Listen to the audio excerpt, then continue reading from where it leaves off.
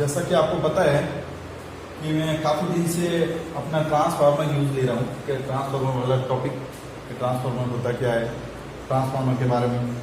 तो अपन 3 स्टेप तक पढ़ चुके हैं कि ट्रांसफार्मर कहाँ यूज लेता है और नॉर्मली डेफिनेशन समझ चुके हैं कि ट्रांसफार्मर एक्चुअली होता क्या है, क्या काम आता है, 3 फेज में आता है कि सिंगल फेज में आता है। हर जगह पे अपन ने 3 स्टेप तक इसके बारे में पढ़ा। आज जो अपना टॉपिक है वो है फेजों की संख्या के आधार पर ट्रांसफार्मर, फेजों की संख्या के आधार पर कि कितने फेज पे ये कार्य करता है। तो पहला देखो, आज है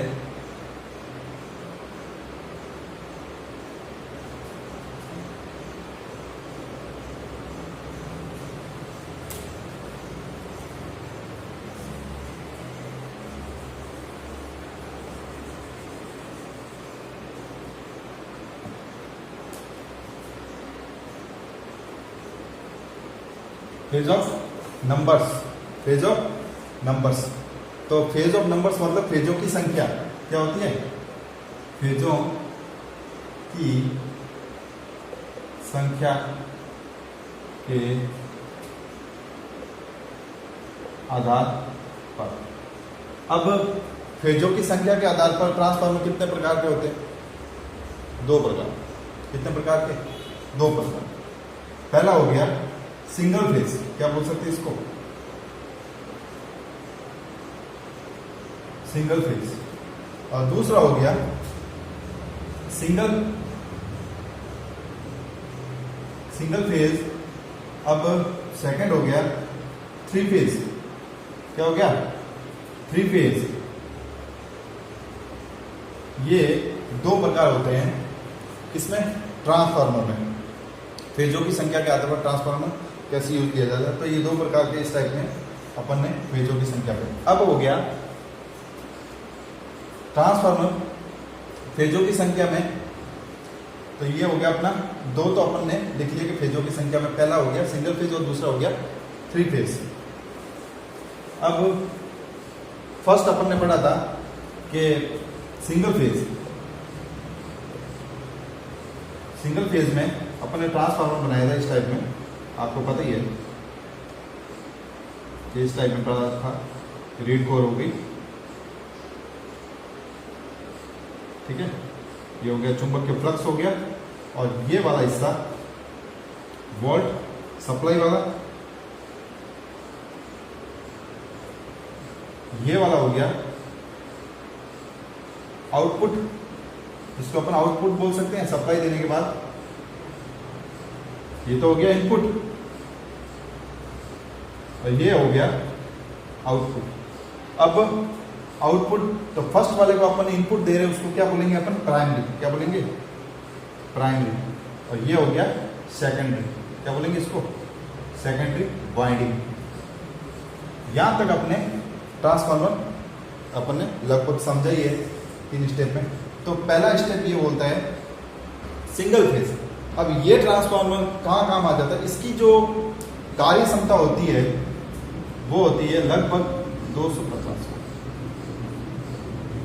वोल्ट तक ये काम करता है नॉर्मली। तो ये जो ट्रांसफार्मर सिंगल फेज का होता है ये लगभग घरों में यूज लेता है। कहाँ पे लेते हैं अपन? घरों के घर में जितने भी सिंगल फेज, आपको पता ही है घरों में वाइंड जितनी भी अपन लेते हैं इलेक्ट्रिसिटी, तो वो सारी आपको पता है पैरेलल में होती नहीं होती। हाँ, इतना है कि जितनी भी अपनी वो जो घर में फिटिंग वो सीरीज में बनाई जाती है, पर जो उसका जो कनेक्शंस होते हैं वो सारे के सारे होते हैं, वो क्या होते हैं? समानांतर। हिंदी में उसको बोल सकते हैं, वो उसको पैरेलल में बोल सकते हैं। तो ये इस टाइप में देखो आप। अब इसके बाद ट्रांसफार्मर सिंगल फेज तो अपना क्लियर हो गया। अब इसमें उपयोग कहाँ आता है? क्या होता है उपयोग? यूज आपको पता है कि सिंगल फेज घरों में जितने भी उपकरण हैं, टीवी,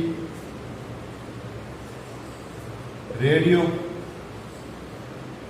ये सब 250 वोल्ट से लगभग कम ही होते हैं, ठीक है। अब उसके बाद और बताओ आप नॉर्मली क्या हो सकते हैं?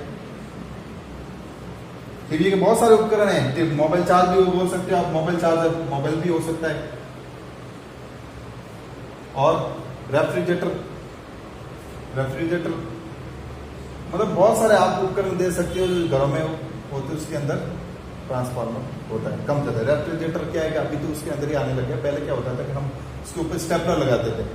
पहले जो रेफ्रिजरेटर आता था तो उसका वॉल्ट के ऊपर आपने देखा ही होगा, पुराने जो स्टेपलर होते थे उस पर इस टाइप में के ऊपर स्टेपलर लगाते थे कि नहीं लगाते थे, जिसको अपन जैसे घुमाते थे वॉल्ट कम जाता था तो वो क्या करता था, कंट्रोल करता था और नियंत्रण रखता था।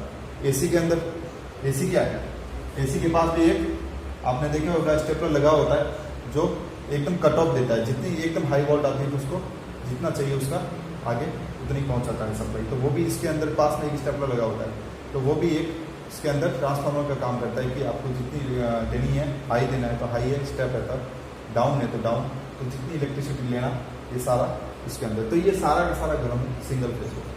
अब ठीक है, अब आते हैं अपन दूसरा जो प्रकार होता है, ये होता है 3 फेज, क्या बोल सकते हैं उसको, 3 फेज। 3 फेज देखो,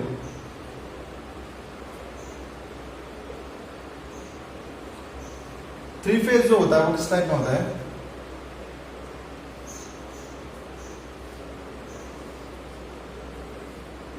अब आपने देखा ही होगा कि अपन ने सिंगल फेज का बनाया तो उसके अंदर जो कोर होती और जो कॉपर के अंदर वाइंडिंग डाली हुई थी वो एक ही थी, आपको इस टाइप में चुंबकीय फ्लक्स।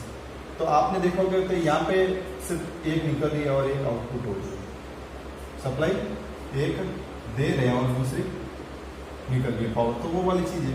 अब आपने यहाँ पे 3 फेज है तो आपको थोड़ा बहुत आपको दिमाग लगाना चाहिए कि 3 फेज है तो यहाँ पे भी प्राइमरी 3 प्राइमरी होगी और 3 ही सेकेंडरी हो सकता है, क्योंकि अब इस टाइप में आप देख लो कि ये ट्रांसफार्मर हो गया, ये ट्रांसफार्मर हो गया और ये ट्रांसफार्मर, तो आपने एक सप्लाई दी, एक इनपुट दी और एक फिर वापस दी, फिर वापस दी।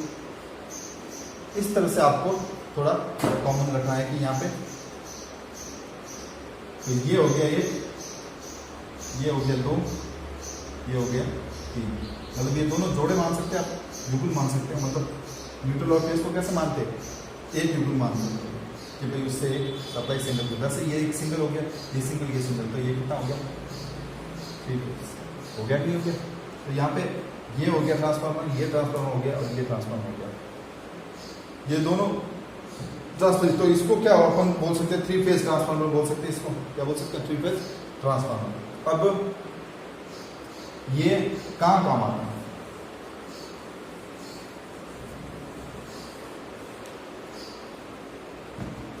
थ्री फेज ट्रांसफार्मर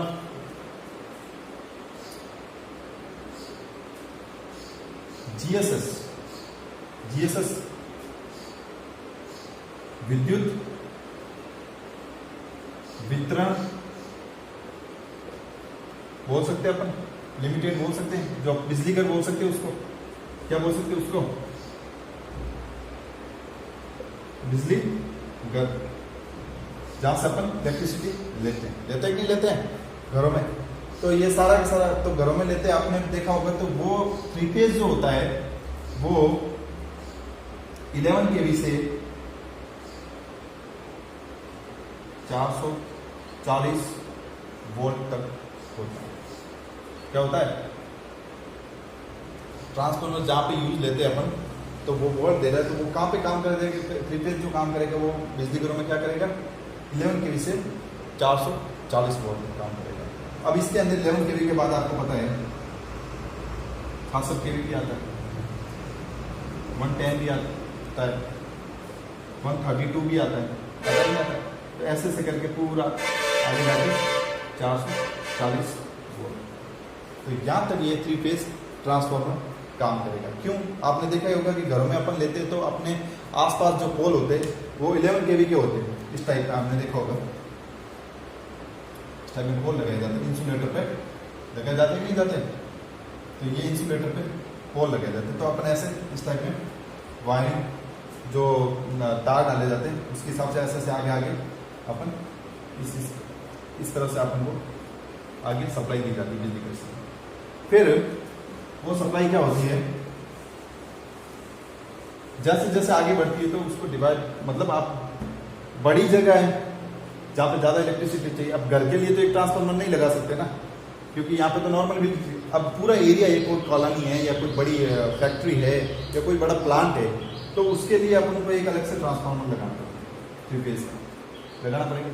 उसमें क्या होता है, ज़्यादा लोड है, अब ज़्यादा लोड होगा तो 11 kV के ज़्यादा पोल वहाँ तक पहुँचाएंगे, तो एक समझ लो एक दूरी के बाद एक ट्रांसफार्मर चाहिए, ताकि उसका अंदर वोल्ट की स्टेप अप और स्टेप डाउन वाला वोल्ट जो नियमित है वो चलता रहे, उसके अंदर कोई भी दिक्कत नहीं आए कि उसका एकदम वोल्ट गिरे नहीं। और कई बार आप देखते हैं कि अपन वोल्ट एकदम से लो हो जाता है, होता है कि नहीं, तो वो ट्रांसफार्मर में खराबी होती है, ज़्यादातर ट्रांसफार्मर लो ले देता है एकदम। तो इसमें क्या होता है, दूसरा GSS के अंदर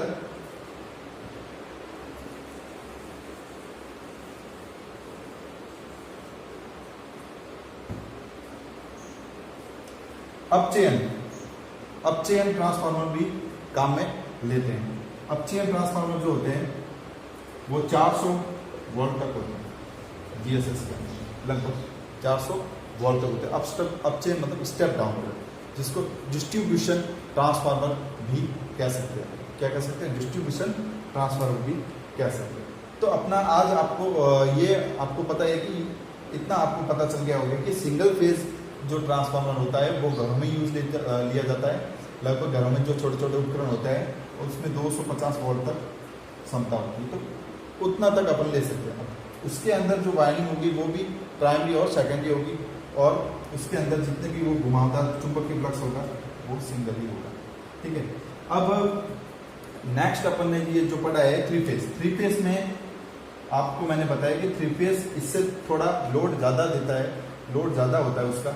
उससे अपन ट्रांसफार्मर में जो अपन बिजली घरों में देखते हैं तो बड़ी बड़ी जो अपन डिबिया बोल सकते हैं उसको, या ट्रांसफार्मर बोलते हैं, तो उसके अंदर आपको पता है कि ये 3 फेज वाले होते हैं, जिसको 11 kV से लेके 440 मतलब 440 तक वोल्ट की क्षमता होती है, और वहाँ तक ये बिजली आदान प्रदान करते हैं, और वहाँ तक स्टेप डाउन और स्टेप डाउन कर सकते हैं। अब अपचेन जो स्टेप डाउन वाले ट्रांसफार्मर होते हैं उनको 400 तक आप वहाँ पे ले सकते हैं यूज, तो उसको डिस्ट्रीब्यूशन ट्रांसफार्मर भी कह सकते हैं। तो आज आपका टॉपिक था सिंगल फेज ट्रांसफार्मर और दूसरा था 3 फेज ट्रांसफार्मर। तो आपको इतना समझ में आ गया होगा कि सिंगल फेज ट्रांसफार्मर काम में यूज कहाँ लिया जाता है और 3 फेज काम में लिया जाता है कहाँ पर। तो मैंने पहले बताया था एक दिन पहले कि मैं आपको ट्रांसफार्मर के बारे में दोनों ट्रांसफार्मर समझाऊंगा, जो GSS में लेते हैं और जो घरों में ही लेते हैं। तो घरों में जो होते हैं वो नॉर्मली उपकरण होते हैं, छोटे छोटे उपकरणों के लिए ट्रांसफार्मर काम में लिया जाता है, और आज जो अपना ये जो बड़े ट्रांसफार्मर होते हैं वो बिजली घरों में और वहाँ पे काम में लिए जाते हैं। तो आज अपना ये टॉपिक था, ये यहाँ पे आपको phase of numbers, phase of transformer के नंबर्स मतलब ट्रांसफार्मर की फेजों की संख्या के आधार पर ट्रांसफार्मर कितने होते हैं। अब नेक्स्ट जो अपना अगला टॉपिक जो होगा वो पढ़ेंगे अपन ट्रांसफार्मर के आउटपुट के आधार पर ट्रांसफार्मर, प्लस उसके बारे में थोड़ी बहुत चर्चा और करेंगे कि ट्रांसफार्मर ख़राब होता है तो उसको कैसे डैमेज हो जाता है तो उसको कैसे ठीक किया जाता है या कैसे बदला जाता है। ठीक है, और आपने देखा होगा कि उसको इंसुलेटर में कस के मतलब 11 kV हो चाहे 33 kV हो चाहे 110 kV हो, तो ये सारे लिखे होते हैं कि KVL क्या होता है। GSS पे आपने देखा ही होगा कि KVL 132 KVL ऐसे लिखा होता है। तो KVL मतलब क्या है, KVL जो किरचॉफ ने नियम दिया था उसका नियम है, उसके नियम के आधार पर वो KVL किलोवाट के अंदर अपन बोलते हैं, तो उसको शॉर्टकट भाषा में KVL बोलते हैं। तो इस तरह से जो भी साइंटिस्ट थे जिन्होंने इसका सिद्धांत बताया, KVL किरचॉफ था, उसके बाद ओम था, तो वैसे उसके आधार पर ही उसको अपन सिद्धांत मान लिया, और उसी के प्रकार अपन कोई भी क्वेश्चन होता है वो सॉल्व करते हैं। तो ये आज का आपका सिंगल फेज क्लियर हो गया और 3 फेज ट्रांसफार्मर क्लियर हो गया कि कहाँ कहाँ यूज लेते हैं। नेक्स्ट टॉपिक अपन ट्रांसफार्मर का जो पार्ट नंबर 5 आज हुआ है फोर्थ। अब मैंने इससे पहले 3 पार्ट कंप्लीट करा चुका हूँ मैं ट्रांसफार्मर के। ये जो अपना जो पार्ट था आज वो था 4th, इसके बाद होगा जो 5th मतलब 5वां पार्ट, और वो आपका लास्ट होगा ट्रांसफार्मर का उसके बारे में सारा क्लियर हो जाएगा बेसिक। और थोड़ा बहुत आप एक अपनी बुक से भी आपको एक बार रीड कर लेना, ताकि क्या है कि मैं जो यहाँ पे टॉपिक पढ़ा रहा हूँ वो काफ़ी इंपॉर्टेंट उठा के टॉपिक ले रहा हूँ कि वही अपन को मोस्ट इंपॉर्टेंट है। क्योंकि थ्योरी तो बहुत सारी कम भी आपको पता है, उसमें आप जितना पढ़ोगे उतना कम है, पर हमारे को जो मेन चीज़ क्या होती है ट्रांसफार्मर, वो चीज़ उस चीज़ में से निकाल कर पढ़ना बहुत ज़रूरी है, ताकि अपन को मेन चीज़ समझ में आ जाए। तो आप थोड़ा यूट्यूब पे जब भी ये अपलोड होता है तो आप थोड़ा इसको वापस चेक करना और पढ़ना क्या चीज़ है। और नीचे अपन को एक ज्योति ITI से जुड़े हुए या चाहे जितने भी ITI से जुड़े हुए हैं उनको भी मैं बता देता हूँ कि अभी ऑनलाइन क्लासेस चल रही है, आपको पता है लॉकडाउन के चलते तो काफ़ी दिक्कत हो रही होगी लड़कों को, पर हमारे को घबराना नहीं है। चाहे एग्ज़ाम तो होते रहेंगे, एग्ज़ाम का क्या है, पर अपन को अपनी स्टडी कंटिन्यू रखनी है, कोई बीच में स्टेप नहीं रखना है कि क्या प्रॉब्लम हो रही है कि भाई नहीं, अपन को ये नहीं सुधारना, फोकस यही रहना चाहिए कि अपना कोर्स ऑनलाइन कंप्लीट हो रहा है। जितने भी ITI कॉलेज जो सुविधा दे रहे हैं, जैसे ज्योति ITI कॉलेज अपन को दे रहा है सुविधा, तो ये चीज़ आपको थोड़ा ध्यान रखना है कि आपको एक भी टॉपिक अगर जब भी कोई अपलोड होता है तो वो आपको बिना देखे रहना ही नहीं, वो जरूर देखना है आपको, ताकि कुछ ना कुछ तो आपको इसमें से जरूर समझ में आएगा। तो अपना डिस्क्रिप्शन में जाके आपको सब्सक्राइब भी करना भूलना नहीं है, और अपने आसपास जो भी ITI दोस्त कर रहे हैं, अपने फ्रेंड्स कर रहे हैं, तो उसको भी ये चीज़ बतानी है कि ट्रांसफार्मर के बारे में बताना है, आगे भी जो अपने वीडियो अपलोड की है तो वो भी बताना है, ठीक है। तो अगला जो अपना लास्ट टॉपिक होगा ट्रांसफार्मर का, जो 5th अपन वीडियो अपलोड करेंगे वो इसका लास्ट होगा, और पूरा इंपॉर्टेंट इसका पूरा अपन समझ लेंगे कि क्या चीज़ होती है। और थ्योरी के अंदर आपने ये अपना जो टॉपिक है ये 17 है, यूनिट 17। तो ये ट्रांसफार्मर अपने रह गया था लॉकडाउन से पहले, तो उसके हिसाब से मैं यहाँ पे पहले ये जो सारा क्लियर हो जाएगा, उसके बाद अपने ITI के एक बार वापस रिवीजन भी कर लेंगे जो अपने पास टाइम लगेगा। क्योंकि लॉकडाउन तो आपको पता ही कि लंबा चलने वाला है, कितना चलेगा ये अपन को पता नहीं है। जब तक कोरोना है तब तक तो आपको घर में ही पढ़ना है, तो आपको बेधड़क चिंता नहीं करनी है। छुट्टियाँ या जो कोरोना चल रहा है लॉकडाउन को, उसका आपको ध्यान नहीं देना, उसको ध्यान आपको ये देना है कि हमारे को अपना बेसिक अपना कोर्स कंप्लीट करना है घर, ठीक है। तो अगला टॉपिक आपको इससे आगे नेक्स्ट पढ़ेंगे जो होगा 5th ट्रांसफार्मर। तब तक के लिए आपको ये एक बार रिपीट कर लेना और वापस अपनी थ्योरी बुक्स के अंदर भी देख लेना, ठीक है, ताकि आपको अच्छे से समझ में आ जाए।